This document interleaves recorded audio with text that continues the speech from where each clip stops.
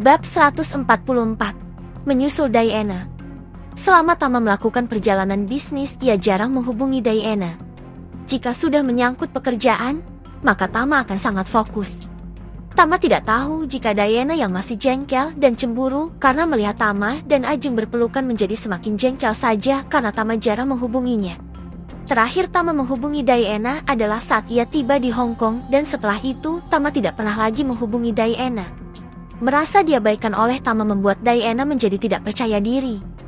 Mungkin Tama sudah bosan kepadanya dan berniat meninggalkannya setelah Tama berhasil mendapatkan satu-satunya yang paling berharga yang Diana miliki. Diana merasa jika ia adalah wanita yang paling bodoh yang begitu mudahnya terlena oleh pesona seorang duda tampan dan kaya yang jelas memiliki kasta yang lebih tinggi darinya.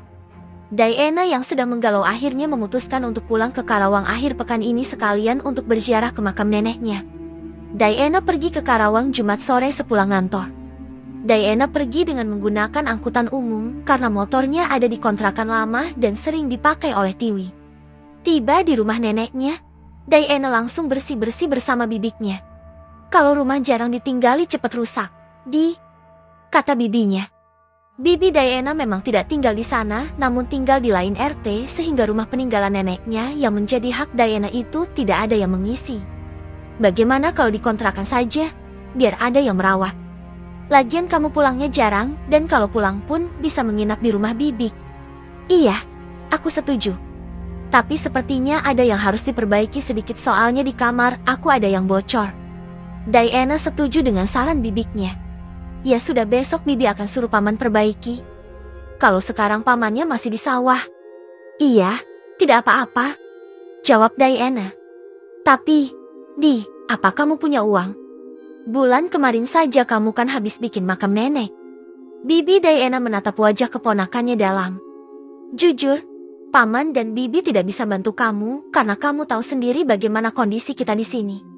Aku ada tabungan. Tenang saja, jawab Diana sambil tersenyum.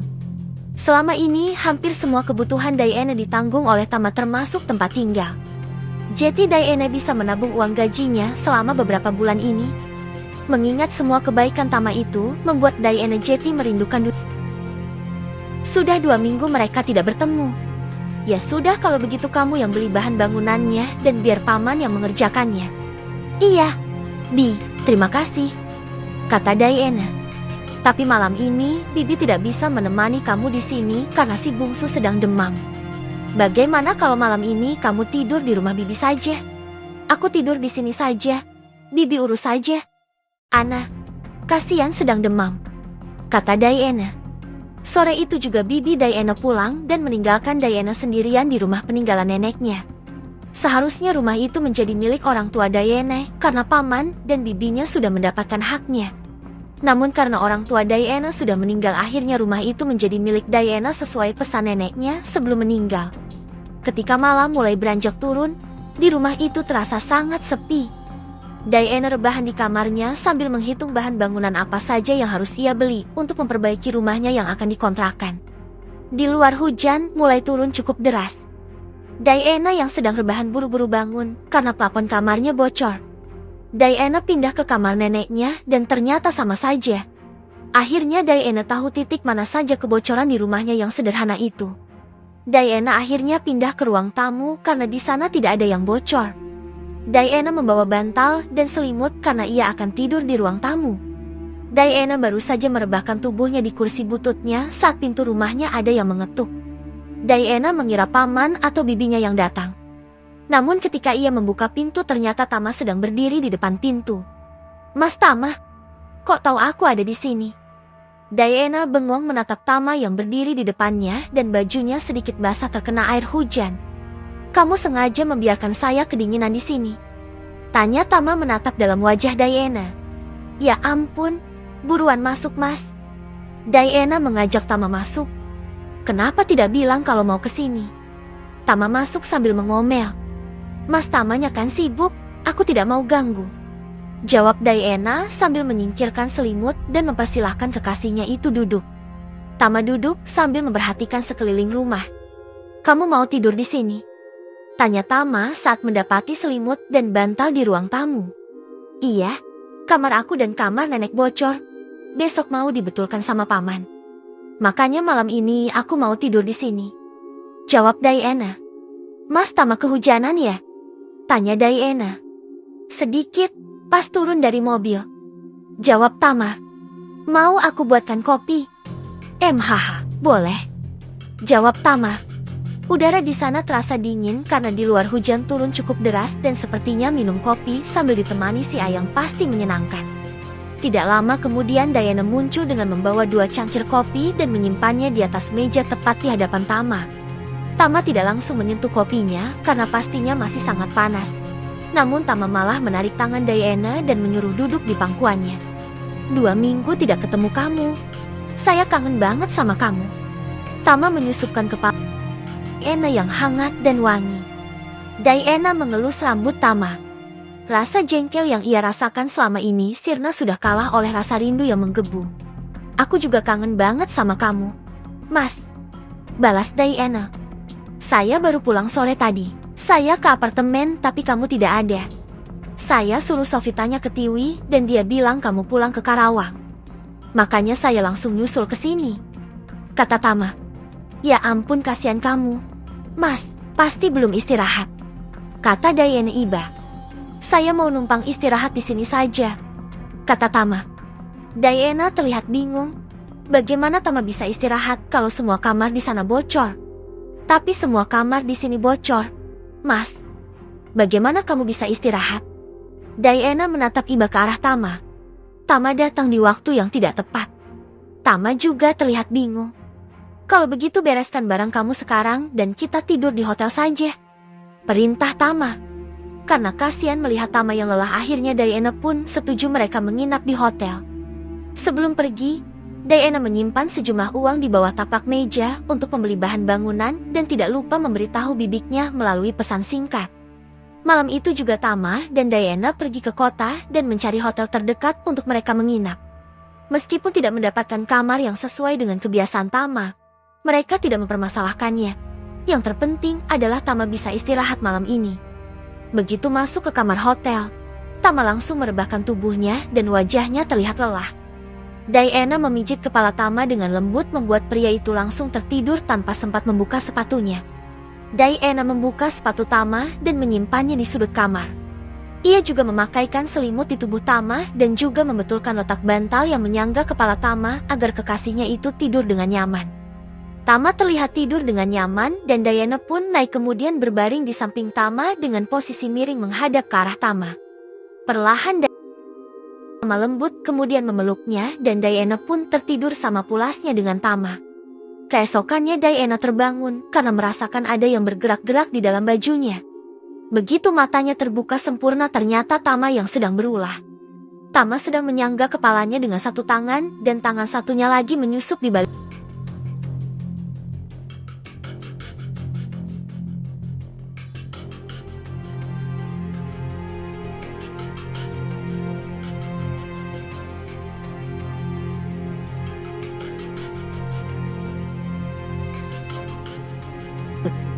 Semalam Mas Tama kelihatan lelah banget, tidurnya pulas. Kata Diana lirih. Iya, padahal saya niatnya ingin ngajak kamu begadang sampai pagi. Tapi malah ketiduran. Kata Tama sambil terkekeh. Begadang itu tidak baik, Mas. Tapi begadang sama kamu enak dan bikin ketagihan. Kata Tama menggoda membuat Diana tersipu malu.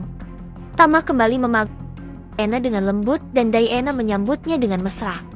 Selama di luar negeri Mas Tama sombong, melupakan aku. Diana merajuk sambil mencubit perut Tama. Maaf, kalau sudah kerja aku memang begitu. Tama terlihat menyesal dan untungnya Diana mengerti dan marahnya tidak berkepanjangan. Dulu Tama juga seperti itu ketika masih terikat pernikahan dengan Ajeng. Ditambah lagi dengan campur tangan orang tua Tama sehingga membuat pernikahan Tama dan Ajeng akhirnya tidak bisa diselamatkan. Saya terlalu fokus kerja, jadi mengabaikan kamu. Tapi sekarang saya akan membayarnya. Kita akan bersenang-senang di sini. Kata Tama penuh arti. Nanti Mas Tama dicariin bos kecil loh. Kata Diana. Si bos sedang di Kuningan. Ujar Tama. Pantas saja kamu nyariin aku ke sini. Ternyata kamu sedang kesepian di rumah sendirian. Diana mencibir. Saya kangen banget sama kamu. Dan kebetulan suasana mendukung karena Raja sedang pergi ke Kuningan. Jadi saya bisa bebas bersama kamu di sini dan tidak ada yang rewel nyariin saya. Dasar kamu ini, Mas. Diana mencubit perut Tama, namun tangan Tama menangkapnya dan menuntunnya untuk masuk ke dalam. Kamu belum menyapa dia, bisik Tama dengan suara parau. Diana tertawa dan tangannya mengelus.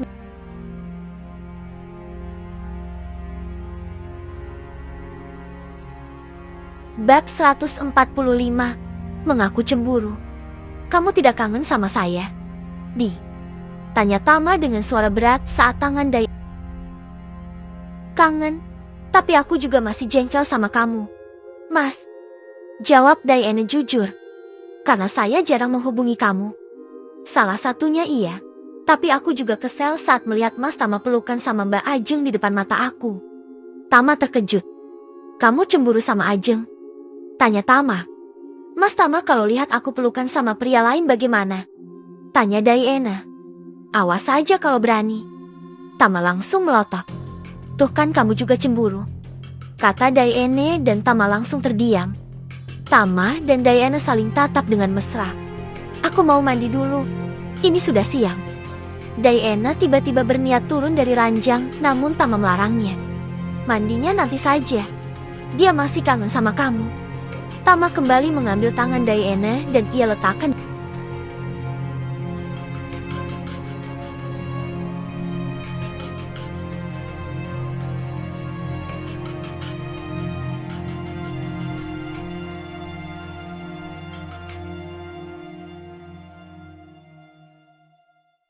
Memangnya ada apa Mbak Alin dan Mas Radit ke Kuningan?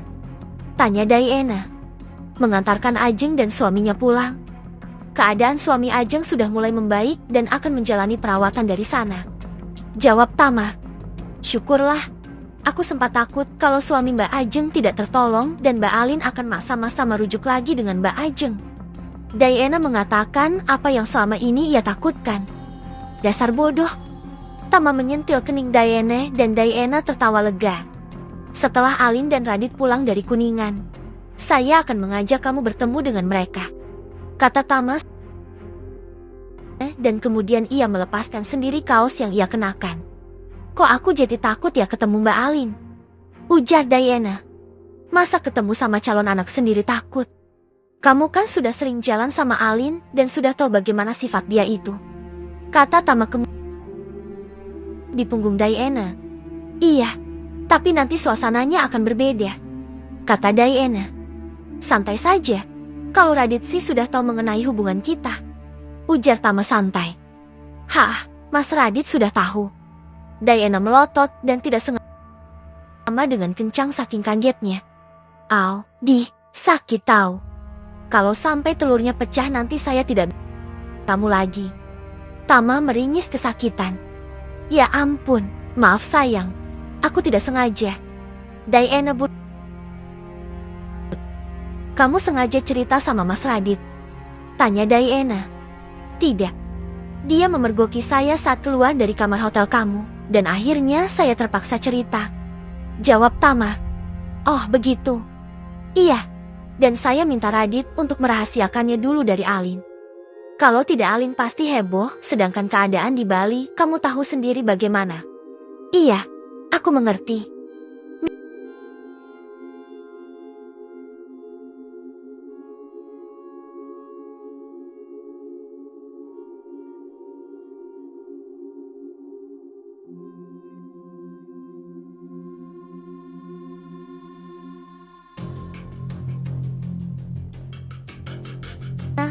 Tiba-tiba HP Tama berdering dan terlihat Alina yang memanggil.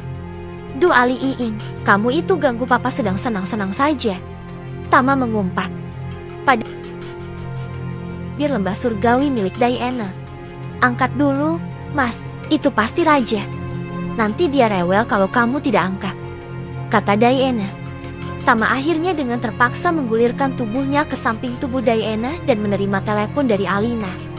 Ternyata benar apa yang Diana katakan bahwa Raja yang menelponnya. Opa, Raja kangen. Seru Raja. Opa juga kangen. Raja kapan pulang dari Kuningan? Mami, kapan kita pulang ke Jakarta? Terdengar suara Raja bertanya kepada Alina. Minggu sore, jawab Alina. Raja mau pulang minggu sore. Raja mengulang jawaban Alina. Baiklah, Opa tunggu di Jakarta ya. Bilang sama papi hati-hati nyetirnya, kata Tama. Iya, dadah Opa.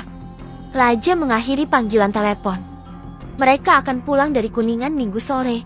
Jadi kita akan di sini sampai minggu sore. Tama meletakkan HP-nya di dekat bantal dan kemudian kembali naik.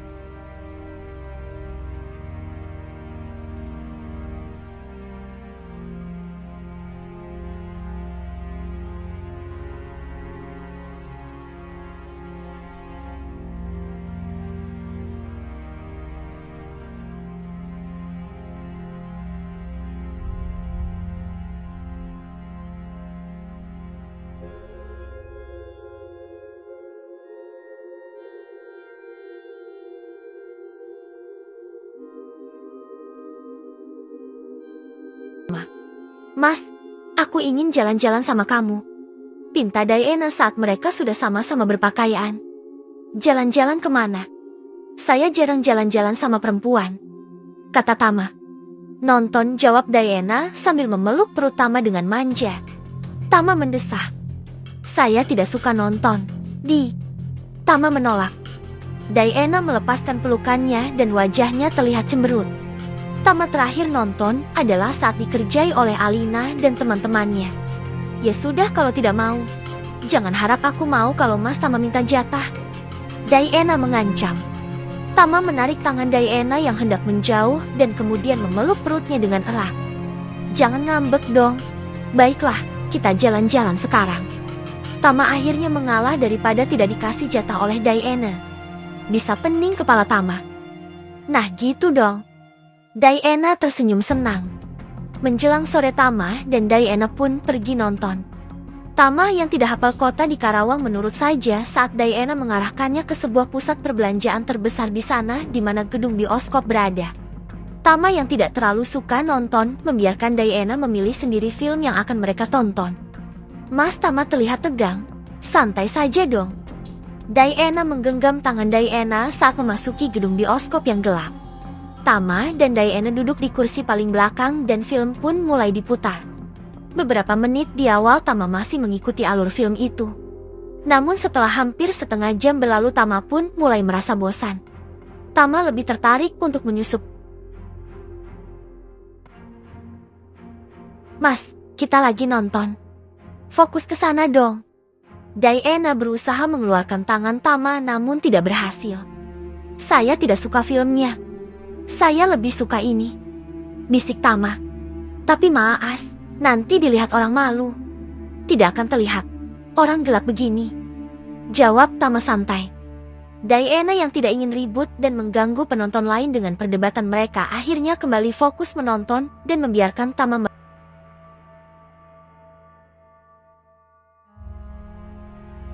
sekilas dan kembali fokus pada layar lebar di depannya. Lama-lama tangan Tama Maas, kamu itu nakal sekali. Diana memukul tangan Tama yang mulai menyelinap ke dalam.